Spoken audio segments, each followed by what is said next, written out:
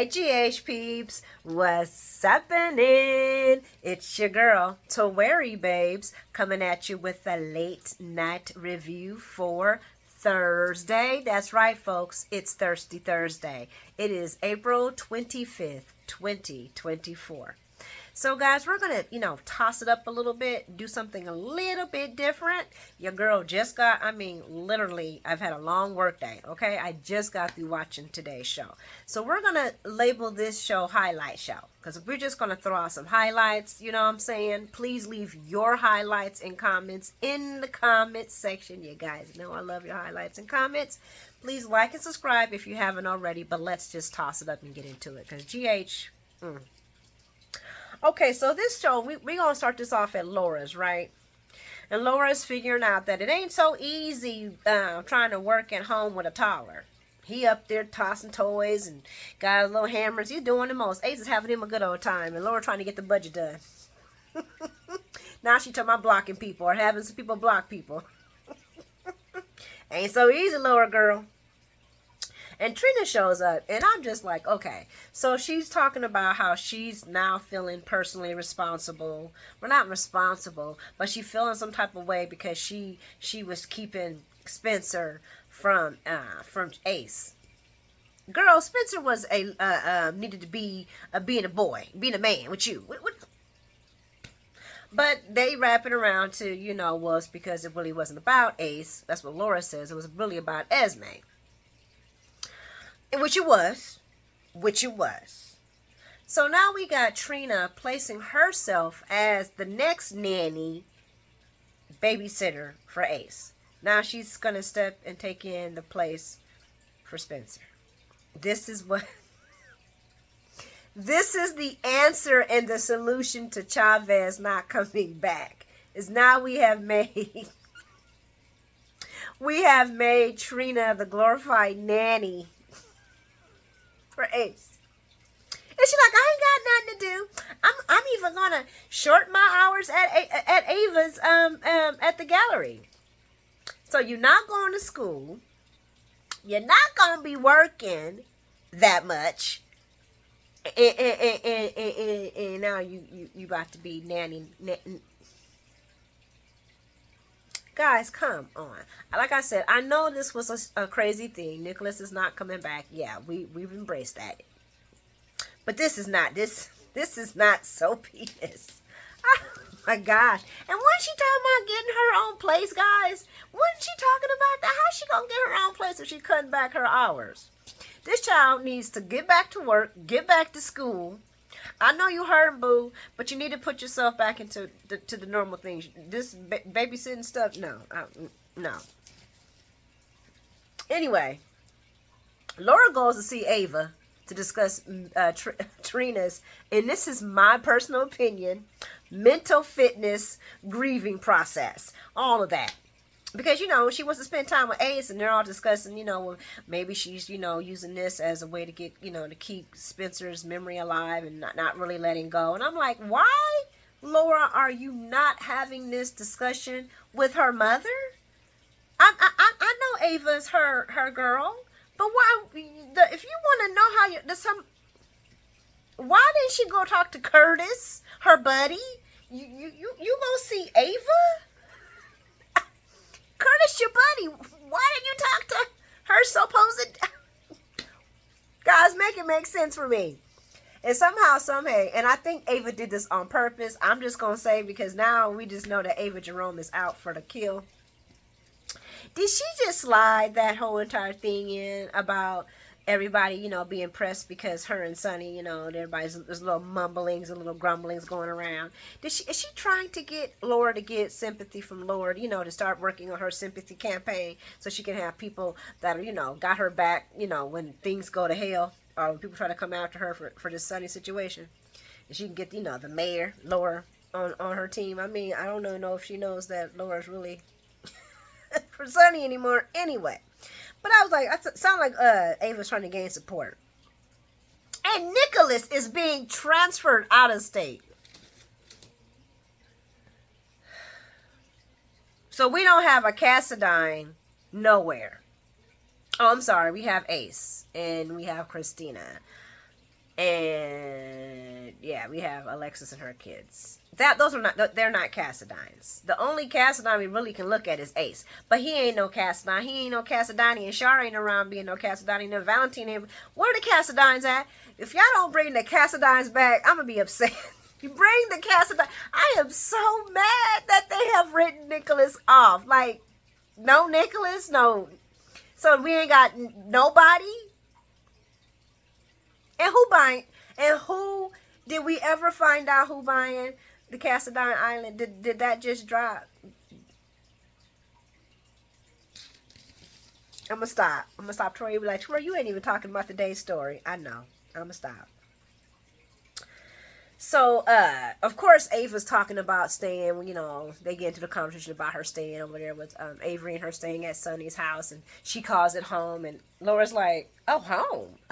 Oh, you're calling it a home? Your home now. I'm like, yeah, girl, she sure is. You heard it, because I sure did. And, you know, Ava's trying to, you know, smooth it out, well, you know, Sonny's trying to make it feel like home for us, and da-da-da-da. And she mentions, you know, Esme breaking in. I'm like, really, Ava? Esme breaking in is the reason why?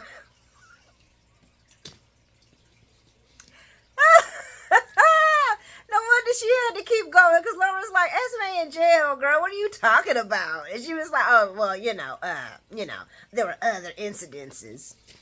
And like somebody said in the comments, it's probably something that you planted.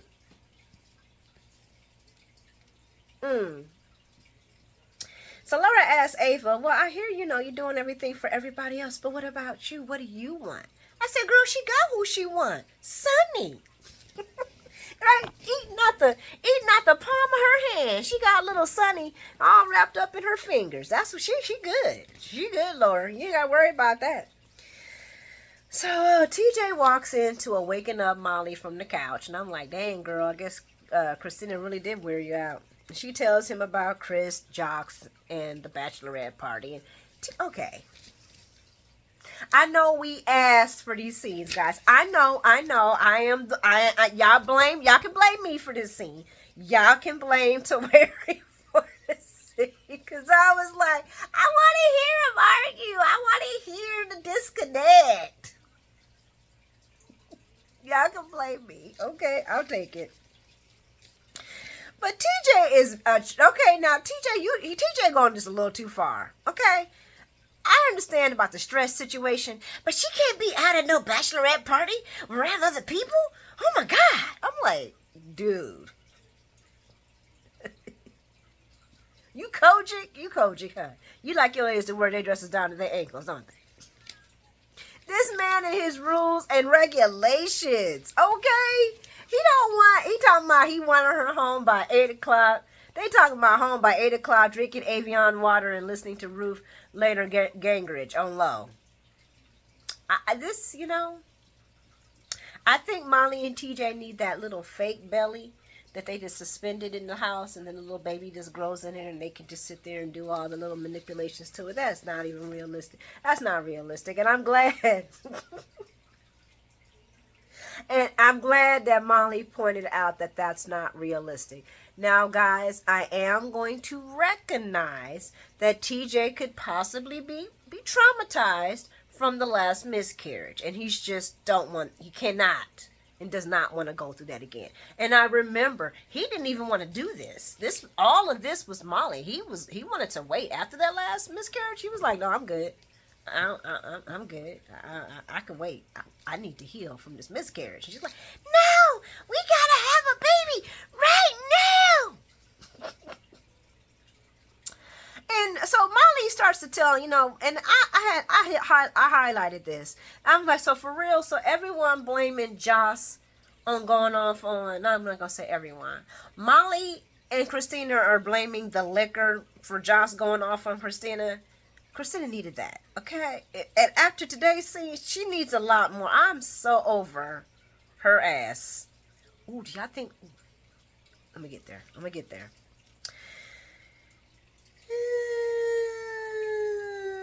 So the convo switches over to Sonny, and now, he's talking about...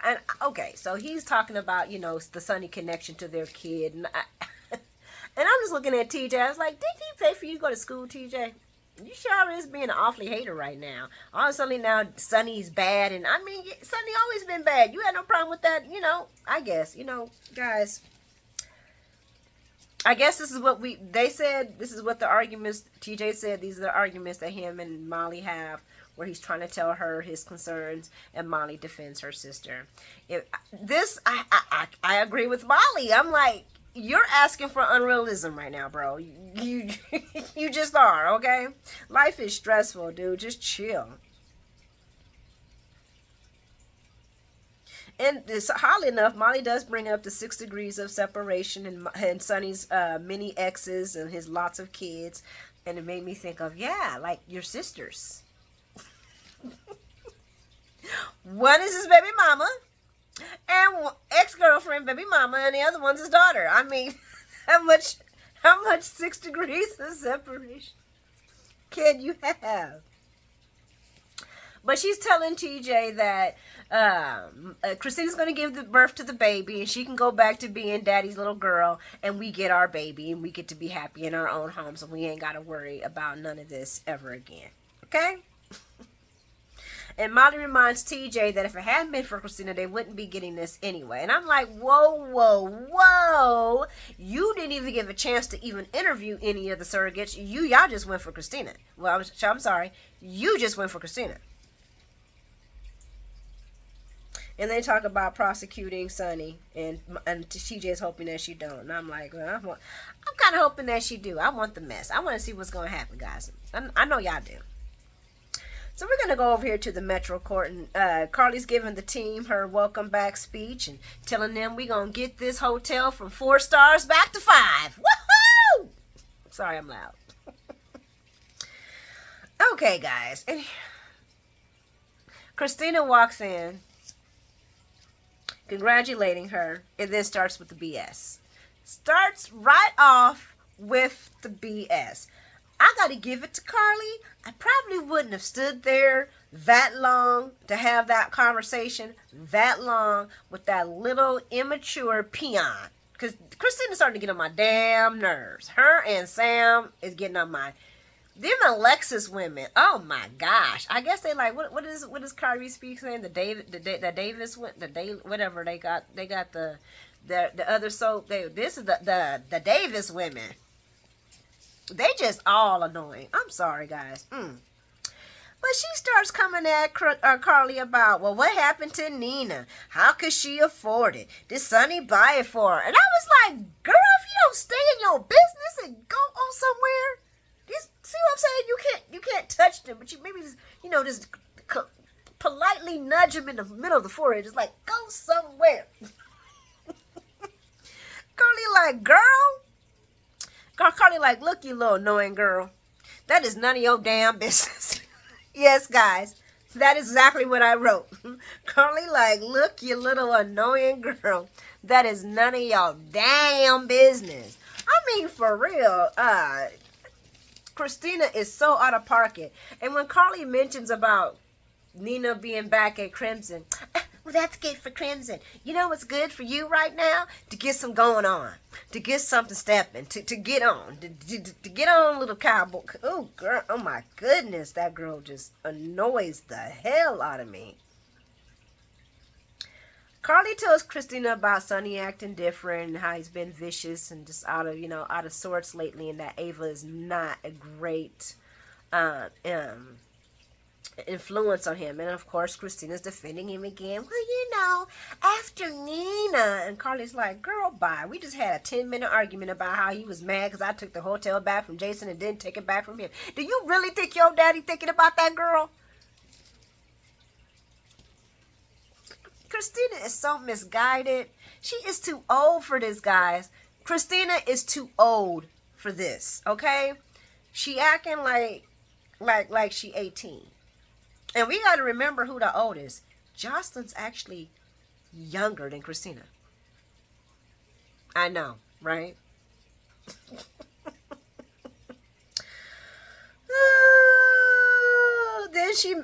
I forgot. And then Christina tells of course, tells Carly about what Jocelyn said about Dex. And she's like, girl, that is Sonny's business is Sonny's business.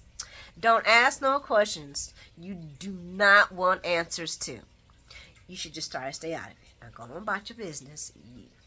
You need to stay up out of it. No, what does she do? She don't stay out of it. No, she doesn't. But we're going to talk about that because we're going to head on over to Crimson where Drew shows up. And I'm sorry, if 45 and Rug Burns ain't doing no hot heat stuff, then they just a fizzle bizzle.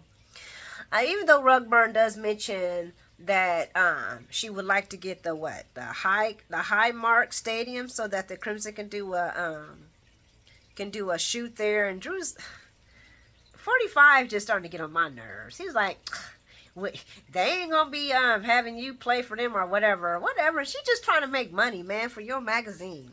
He dribbles this BS crap about, oh yeah, I put in a good word for you and Willow. You really didn't. All you said was Willow was thinking about her. And I don't even know why you did that. Drew is so backhanded and backwashed. Then he starts throwing shade. I'm at the point where, is Drew being just mildly inappropriate with Nina now? But he starts throwing shade, mentions that the wedding ring and the engagement ring is missing, and how Sonny might not have reacted the way she wanted, and surprise. And Nina tells him, yeah, she sent him the divorce papers. She's done. He's like, well, good for you. Nina mentioned something about misery loving company and they must be meant together. And he's like, well, I don't know if we were meant together, but I know my parts and your parts like being together. And I was like, ew. I don't know why. It didn't feel right. And I'm telling you right now, the heat was still there. Them two have some weird chemistry that is just off the markers, okay? It's like you can feel it through the screen, but it also disgusts you at the same time. I don't get it. I don't get it. But Nina like, boy, bye, please. You know what my parts are telling me to. You know what my parts are telling you to do? Leave, okay? Drew brings up 45 minutes. Nina like, boy, that didn't even happen. I don't even forgot. I do 45 minutes like it's nothing.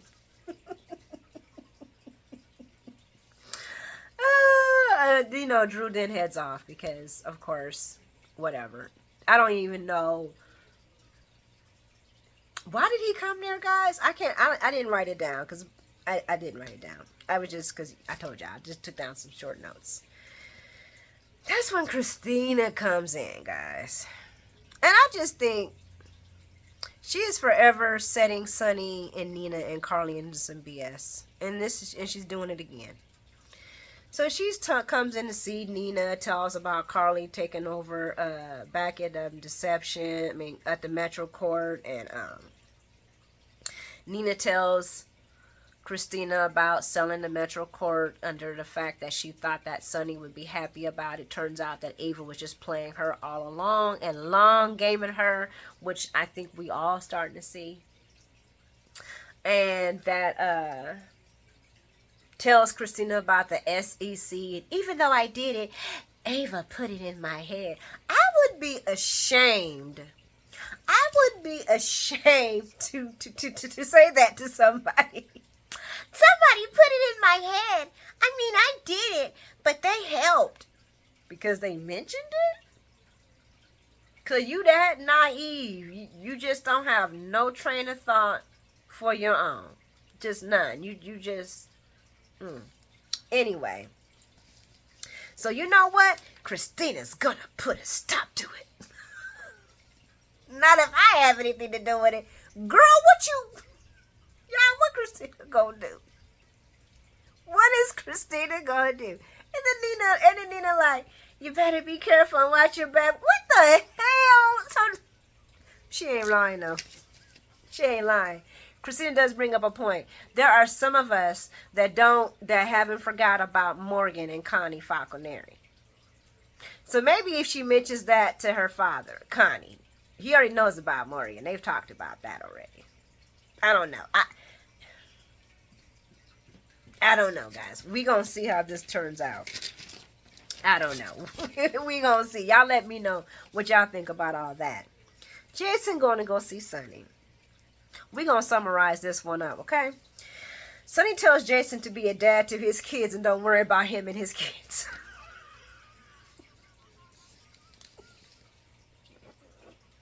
When he said that shit, I was like,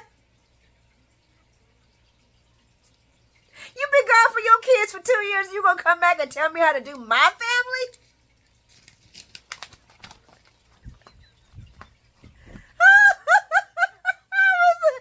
Oh God. Oh God. Oh. And I also added, for just 6 seconds, I do think that Jason was reaching Sonny in some way about not going after Dex and how this would affect Christina. You know what I'm saying? And how Carly, everybody would know. Everybody would know. But Sonny's like, dude, you know you were inside of this. You were here. You know how it is. This is bad. And it is bad. And instead of Dex talking, after Dex talks to Sonny, after Jason talks to Sonny, Jason needs to talk to Dex.